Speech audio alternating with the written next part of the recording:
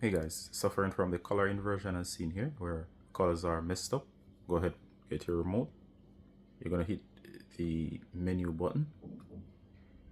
Just gonna bring up the screen. Go over to general. Next, go over to the option that says accessibility. Your TV might be slightly different.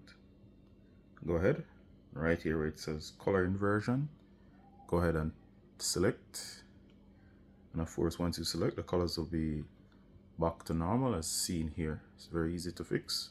So color inversion inverts the colors to make them look like this, and all you gotta do is turn it off, and once you do, the TV will revert back to normal. All right, so it's a Samsung TV, and of course this one is not running the latest Tizen. However, they use them in all places, so you might have these in hotels, you might have them in the home, and of course the menu might look slightly different, but it's the same TV.